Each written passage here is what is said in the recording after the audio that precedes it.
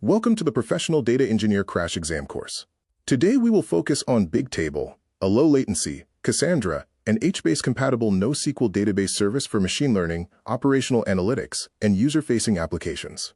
We'll cover optimal deployment, internal architecture, time series data optimization, configuration and limits, and anti-patterns to avoid. Let's get started. Bigtable Core is a managed, scalable NoSQL wide-column database for large analytical and operational workloads with a 99.999% SLA. It supports horizontal scaling and HBase API compatibility for various uses, including high throughput, low latency, time series data, and batch analytics. The total cost for Bigtable is calculated based on three main components: compute, which includes the type of instance and number of cluster nodes; storage, which is the amount of table storage used; and network, which is the bandwidth utilization. Bigtable organizes data with a row key, the unique identifier for a row. Column families group related columns, and columns are distinct data fields. Cells, the intersection of a row and column, contain multiple time-stamped versions of arbitrary byte strings. The architecture includes cluster nodes for request routing and metadata, not holding raw data. Tables are sharded into tablets and stored as persistent, ordered, immutable SS tables. Colossus is Google's shared log, storing all actual writes in SS tables. Compute and storage scale independently. Comparing RDBMS to Bigtable NoSQL, Bigtable has only one index, the row key, with no secondary indexes and no support for joining or foreign keys.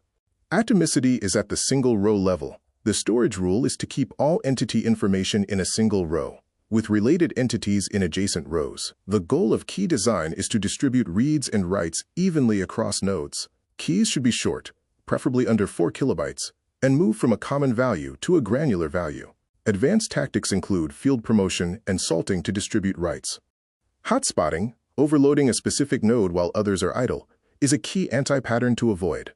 This includes sequential numeric IDs, leading timestamps, using raw bytes or hashed values, and fragmentation that stores related data far apart.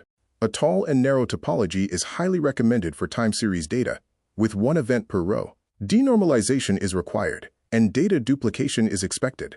Group related columns into column families and create as many qualifiers as needed, avoiding unnecessary data splitting. Bigtable offers two storage types: HDD storage, ideal for archives and sequential scans like batch analytics, and SSD storage, the standard for lower latency and massive reads per second, used for real-time serving and recommendations.